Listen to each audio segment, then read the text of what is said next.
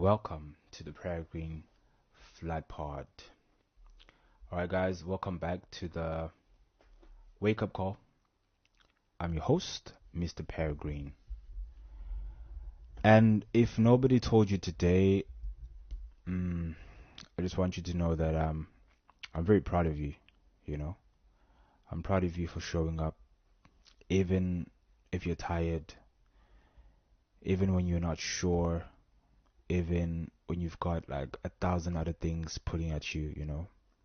You're here, and that's all that matters.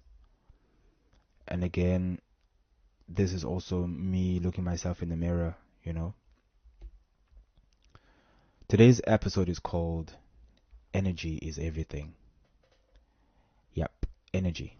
Not time, not talent, not money. Energy. Why? Because when your energy is right, your mindset is better, your choices are stronger, your vision is clearer. So let's get into why protecting your energy might be the most powerful move you make, maybe this year or very lifelong.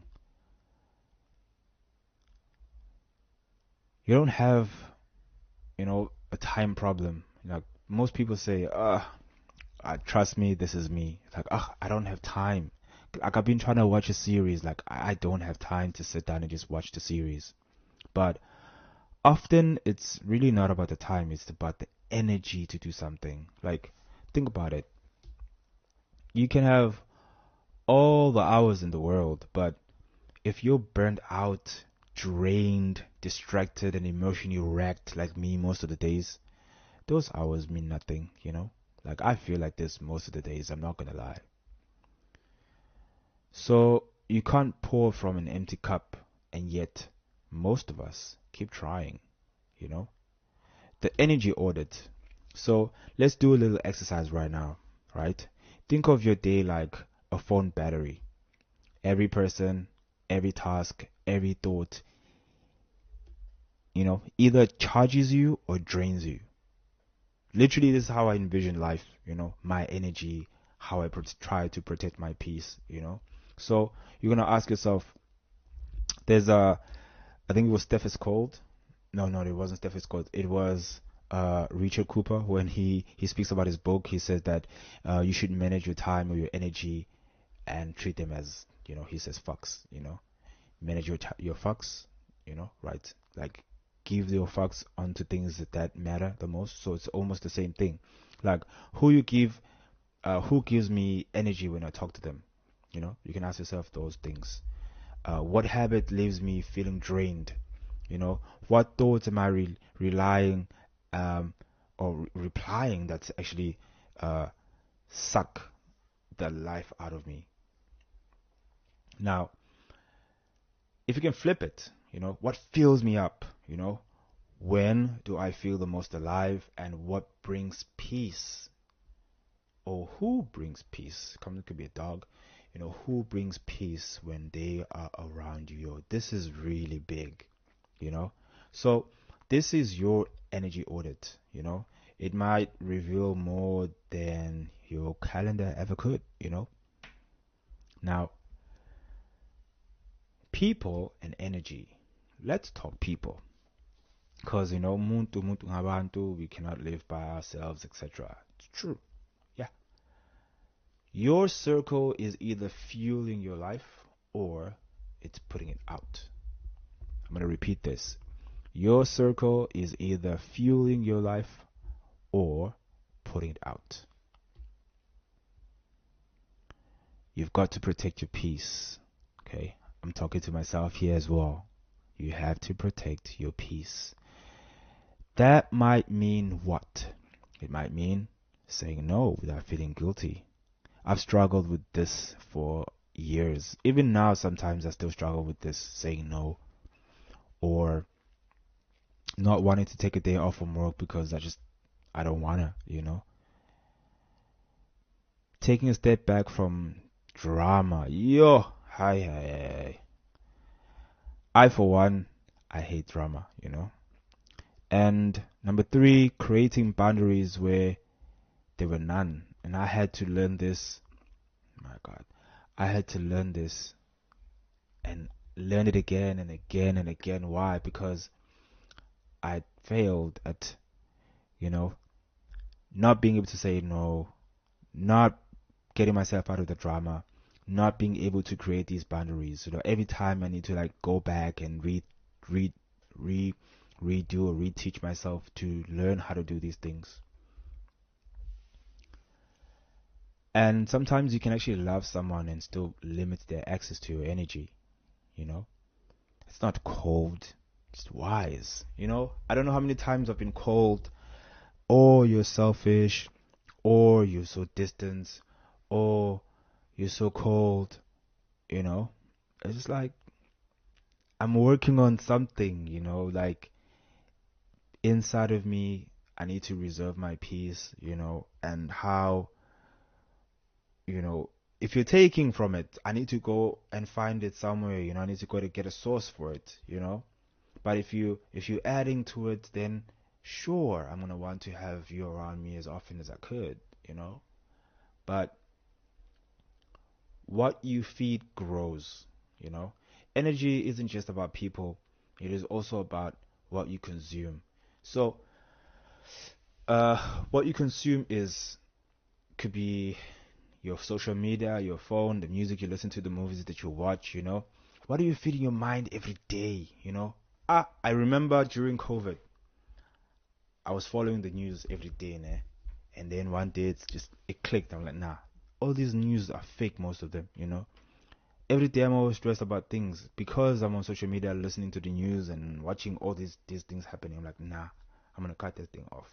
So the news that you scroll, the music, the music that you play, like I said, the accounts that you follow, your Instagram, your YouTube, your whatever. And also the thoughts that you rehearse in your head. That also is it's also something. The thoughts, because developing these things, they will bring out abang, like the way you think. It's like they project how you see life. I might not see the same things as you because of the things that you're consuming. So every input, it's like our brains are like computers. Every input becomes a part of your inner world. If you like to watch violent things, obviously. And you can't really binge chaos and expect peace. Like, you can't really do that. Invite chaos in your life and then expect peace. Nah. You can't be listening to negativity and expect confidence. Like, you can't be. It's like when you're with somebody who's constantly putting you down, saying negative things to you or about you in your face, telling that you're not good enough, you're not worth it, and all those things. And then you think that you being around that person every day will make you automatically the happiest, the most confident person in the world. No, you know. So what you feed grows. So choose your mental diet like your life depends on it, because it kind of does. You know, protecting your energy is not selfish. Okay. Also, I'm in the mirror talking to myself. It is not selfish. And I don't even feel sorry. I don't even think it's selfish. I don't feel like it's selfish. So let me just say this clearly. Protecting your energy is not selfish. It is survival. Okay? I know men can relate to this the most, and also women can also relate. Everybody can also relate. We go through things in life. We live with people, we date certain people, we work in certain environments, and this is what we're actually talking about. When you feel good, you do good. When you're clear, you make better decisions. When you're grounded, you become magnetic. Hence why I don't drink. So nobody is here, even in the world, like nobody is here to be constantly, you know, shaken down or, seeking for approvals from people. Like, no, man. Just do your own thing. Be your own person. And then you need to like try and do those tiny shifts, big wins, you know. You don't really need a total life overhaul, or just small shift to protect your energy, you know? You can make an example. Wake up 10 minutes earlier and just sit in silence. Oh. Put your phone down 30 minutes before you go to bed. This is going to be hard for a lot of people, but yes. Replace one toxic straw with a podcast like mine or a book that speaks life.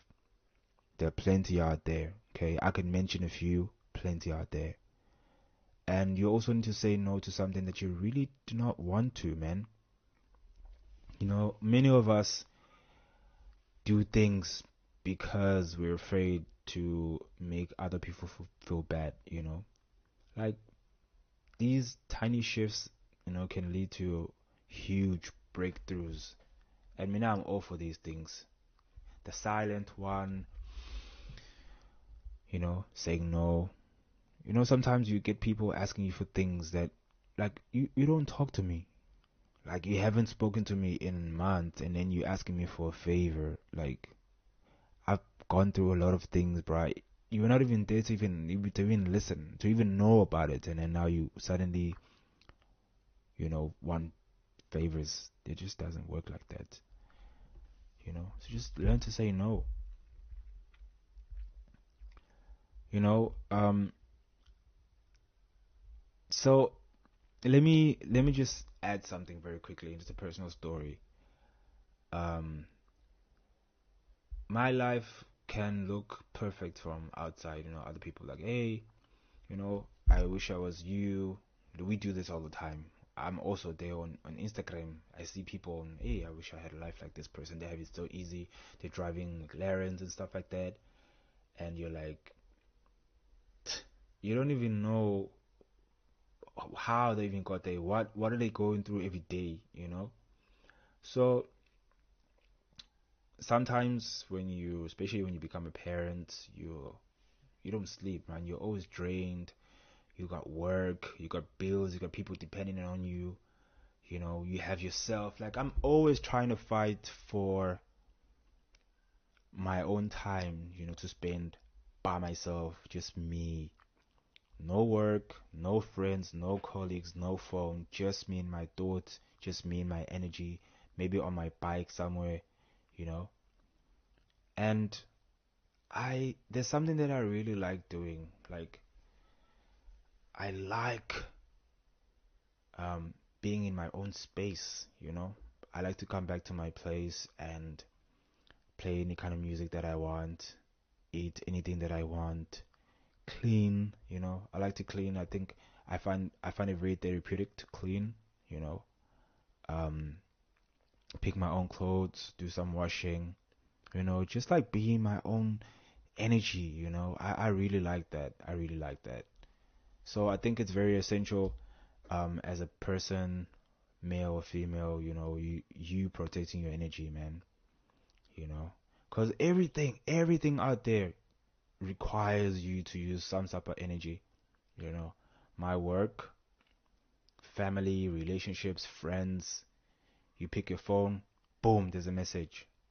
you know so it's just like that. So this kind of is teaching me that, burnout doesn't really make you stronger. Boundaries actually do. Setting boundaries with people, like, you don't want to, like, overdo things, bending yourself for everyone. Because when you're in deep, like, situations, and you are there yourself. Like, I even made an example the other day, Ngati. When you're in a hospital, right, and your families and friends, they're there for you. They're in the hospital, the room. The doctors, they in and out. You're laying there in bed. They've done everything that they could possibly do to help you. It is now dependent on you to either make it or not.